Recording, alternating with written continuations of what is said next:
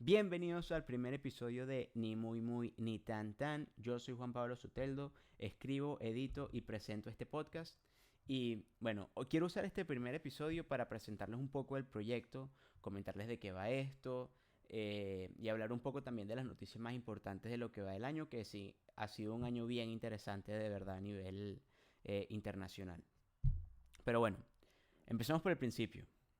Como les dije, me llamo Juan Pablo Soteldo. Estudié Política y Relaciones Internacionales y este es mi podcast de geopolítica.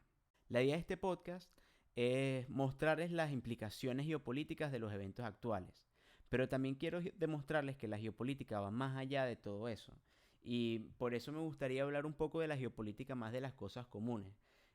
Tengo pensado unos episodios sobre la música, el K-pop, el reggaetón, el cine y cómo todo esto se relaciona también o tiene implicaciones geopolíticas. Sin embargo, la dinámica de hoy va a ser diferente. Vamos, no sé, voy a tratar de hacer esto una vez a la semana o por lo menos una vez al mes como un cierre de las noticias más importantes de la semana, en este caso las noticias del mes. Pero comencemos hoy con lo que yo considero son las tres o cinco noticias más interesantes de lo que va de año. La idea de todo esto es que nos demos cuenta que el mundo no está ni muy muy bien como algunos dicen, ni tan mal como otros quieren pensar. Así que bueno, vamos con las noticias. Vamos con la segunda noticia del día que nos lleva a Haití. Y es que Haití vive una prolongada crisis política de seguridad y humanitaria ya desde hace muchos años. Básicamente desde el 2019 bandas armadas controlan parte del territorio. Al primer ministro lo mataron en 2021. A partir del 2020 creo el Congreso dejó de funcionar básicamente porque no habían repartido elecciones. Y la última institución que servía en el país en 2022, que era el sistema judicial, la sede fue secuestrada por una de estas bandas criminales, la quemaron, mataron a unos eh, jueces y bueno, digamos que ese fue el fin de las instituciones haitianas. Pero ¿por qué estamos hablando de esto? Porque hay que volver a hablar de Haití. Y es que sí, bueno, es importante recordarnos la crisis multidimensional que vive el país. Es una crisis que abarca lo político, lo económico y lo humanitario. Y la violencia de las pandillas así como la falta de acceso a combustibles y alimentos, contribuyen a que la situación empeore cada vez más. Ya va, un segundo le voy a ver a mi perro. Bueno, ¿en qué estaba? Eh, ajá, Haití. Eh, bueno, sí, básicamente es una crisis, es un estado fallido, no existe instituciones que se respeten, no hay autoridad, son pandillas las que controlan el territorio. Y bueno, por todo esto, en el 2022, si no estoy mal, las Naciones Unidas hicieron un llamado para una intervención militar en Haití. Esta no sería la primera vez que pasa. Ya Estados Unidos había liderado una intervención en Haití, fracasó. Luego Brasil también llevó a cabo otra intervención, también fracasó. Y bueno, esta sería como un tercer intento para tratar de retomar el control del territorio. Pero sí, bueno, ahora se está hablando de esto porque el año pasado Kenia iba a liderar la misión. Pero bueno, ahora es noticia que una corte en Kenia bloqueó básicamente el envío de policías a Haití. En primer lugar porque, bueno, lo consideraban inconstitucional. Y no solamente eso, sino que sería hasta ilegal, porque las autoridades de seguridad de Kenia no tienen ninguna autoridad legal para enviar policías afuera de Kenia, ni mucho menos para dar órdenes a cuerpos de seguridad extranjeros también. Pero sí, bueno, con esto básicamente se le pone fin por un momento a esta misión voluntaria, digamos, que Kenia iba a liderar en Haití. ¿Qué va a pasar con esto?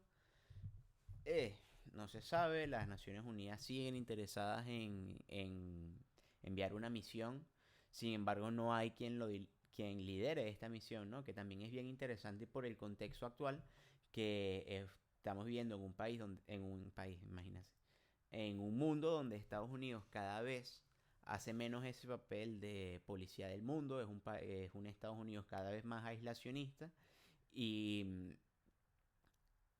queda ese vacío, ¿no? En el Caribe, de quién controla ahora el Caribe. Esto fue un intento de las Naciones Unidas, bueno, por ahora no se ha podido llevar a cabo, quién sabe si este año con todo lo que esté pasando se apruebe una misión de este tipo en Haití y bueno, quién, quién la lideraría, ¿no? Estados Unidos no creo, es un año electoral, no creo que eh, Biden antes de las elecciones acceda a enviar cuerpos a Haití y bueno, después de las elecciones Trump a partir del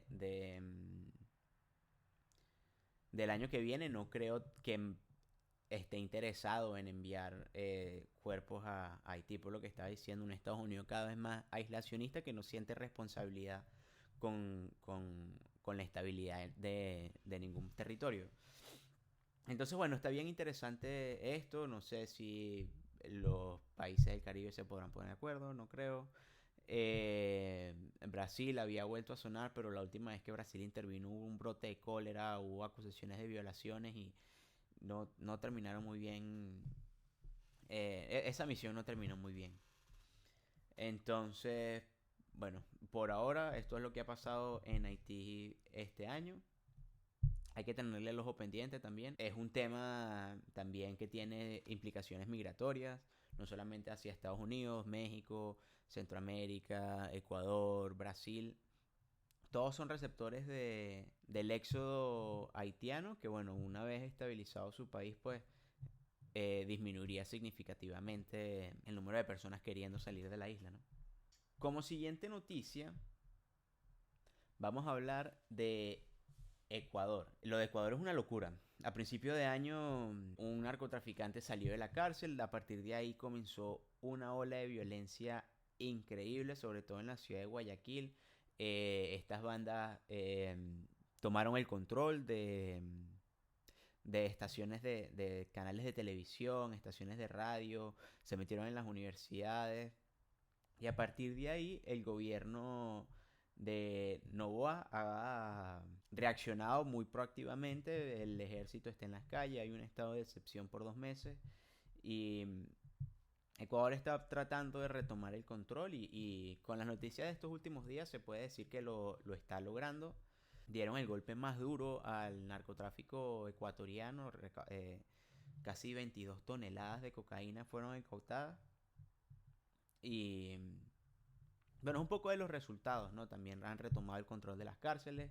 Han retomado también el control en Manta, que era una de las ciudades más afectadas por la banda de los choneros, de Fito, el narcotraficante que podemos decir que empezó todo esto. Y bueno, la verdad que más allá de la reacción del gobierno de Novoa, es triste que Ecuador esté pasando por esto porque hace nada era el país más estable, más seguro de América Latina y en cuestión de nada, años, 4 años puede ser, eh, ha sido un declive bastante importante, ¿no? Hay que hablar un poco también de las causas de esto, ¿no? ¿Qué está pasando? Y se debe básicamente a la actividad de los carteles mexicanos en Ecuador, de los ex guerrilleros de la FARC, o bueno, quienes no se quisieron acoplar al proceso de paz, comenzaron también sus actividades en Ecuador, bandas venezolanas también en Ecuador y carteles peruanos. Entonces básicamente tienes una mezcla, eh, una mezcla de tienes una mezcla de actores muy peligrosos en un estado también que no había venido tomando las medidas de seguridad más apropiadas. Digamos que el presidente Rafael Correa no renovó una concesión a una base militar estadounidense en Ecuador que se encargaba básicamente del crimen organizado. Los carteles habían permeado el aparato político. El año pasado, la muerte del ex candidato presidencial Villavicencio fue una noticia tan impactante a nivel internacional, ¿no? Porque fue como esa primera evidencia a nivel internacional de cómo la actividad de los narcotraficantes había permeado el aparato político ecuatoriano. Pero bueno, más allá de las malas decisiones del pasado, sí es importante hacer énfasis que en este momento Ecuador tiene bastante apoyo internacional. Solamente la Unión Europea tiene como 4 o 5 proyectos, acuerdos de cooperación en materias de seguridad con Ecuador, básicamente enfocados en luchar contra el crimen transnacional organizado. Em, no solamente la Unión Europea, el presidente Noboa también ha aceptado la ayuda del gobierno de Estados Unidos y en general todos los países de la región están interesados en una pronta resolución en la crisis ecuatoriana y han ofrecido su ayuda desde... Ya para dejar de hablar de Ecuador, bueno, sí es importante siempre hacer un pequeño análisis también económico, porque qué se le viene a Ecuador, que también viene siendo uno de los países con la economía más estable, una de las economías más estables de Sudamérica. Y esto claramente tiene repercusiones, ¿por qué? Porque eh, entra Ecuador a un momento de incertidumbre.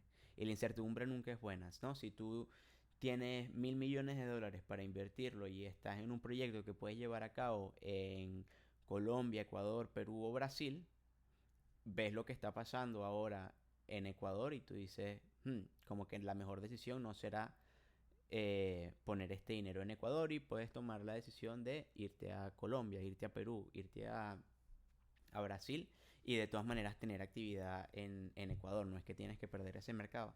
Entonces, hay que esperar unos meses para ver las, las implicaciones económicas que todo esto puede estar teniendo también en, en Ecuador, que claramente son consecuencias secundarias si uno las pone como al lado de la crisis de seguridad tan heavy que están viviendo y una crisis económica, como bueno, primero controlar la crisis social y de seguridad. Sin embargo, son consecuencias que eventualmente van a tener que comenzar a lidiar, con las que eventualmente van a tener que comenzar a lidiar. Eh, ya con esto de Ecuador no voy a seguir hablando. Vamos a pasar a la última noticia de la semana, la última noticia del mes, mejor dicho, y es eh, todo lo que está pasando en Europa con el tema de las protestas. Unas protestas que, bueno, no sé si saben, ya en países como en Bélgica, Francia, Alemania, eh, ya tienen meses los granjeros. Granjeros no sé si sea la palabra, la verdad, porque farmers incluye un poco de todo, ¿no? Desde quien tiene eh, miles y miles de hectáreas hasta el pequeño campesino, pero bueno, el punto es que en diferentes zonas de estos países se han estado llevando a cabo una serie de protestas por diferentes medidas que los diferentes gobiernos han estado tomando. En el caso puntual de Alemania fue porque se había propuesto eliminar el subsidio al diésel. Entonces, bueno, esto va a tener bastantes consecuencias, pero lo interesante no es solamente que esté pasando, sino en qué momento está pasando.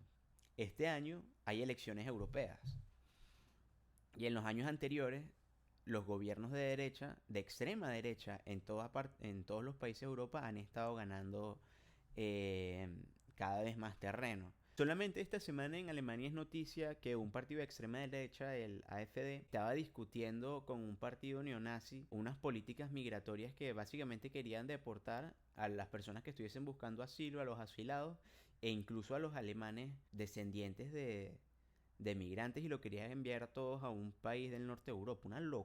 Una locura que está pasando ahorita pleno 2024. Y bueno, estos partidos se vio también en las últimas elecciones en Francia, como que Le Pen fue la segunda contendiente después de Macron, y como su partido ha también venido ganando más terreno.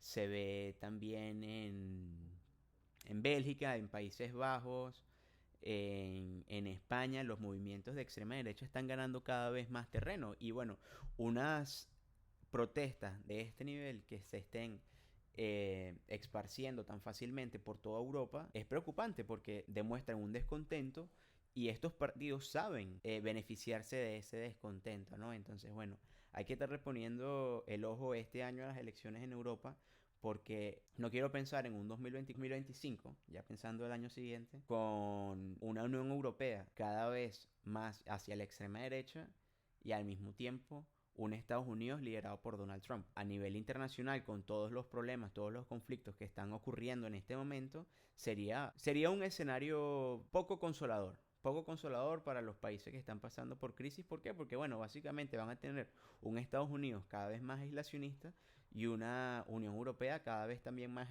no solamente aislacionista, sino también nacionalista. Entonces, bueno, ahí sería ya interesante comenzar a hacer el ejercicio, ¿no? Comenzar qué pasaría si en 2025 China iba de Taiwán con Europa compuesta por partidos por más partidos de extrema derecha y con Donald Trump en Estados Unidos. O qué pasará con la guerra entre Rusia y Ucrania, o qué pasará con el tema de Israel, qué pasará en el Caribe, qué va a pasar con Haití, qué va a pasar en Sudamérica, qué va a pasar con Venezuela, qué va a pasar con Cuba, qué va a pasar con Ecuador, qué va a pasar con Nicaragua. ¿Qué va a pasar con Irán también? Va a ser un mundo bastante movido, la verdad, pero no quiero pensar en eso desde ahora porque me da un ataque de ansiedad como en abril, si comienzo a pensar así. Em, yo creo que por hoy vamos a dejar este episodio hasta acá. Avísenme si les gusta este tipo de dinámicas, ¿no? Una vez a la semana hablar de las noticias más importantes, una charla como de 20, 30 minutos. Y ya el episodio siguiente vamos a comenzar con este otro formato que les había dicho de hablar de las cosas más cotidianas, ¿no? Vamos a comenzar hablando de las redes sociales y cómo se relacionan las redes sociales con la geopolítica. Suscríbanse, denle like, coméntenme qué piensan de estas noticias, coméntenme si me faltó alguna otra noticia y nos vemos la semana que viene. Esto fue Ni Muy Muy Ni Tan Tan. Yo soy Juan Pablo Soteldo, su host, editor y escritor. Que estén muy bien.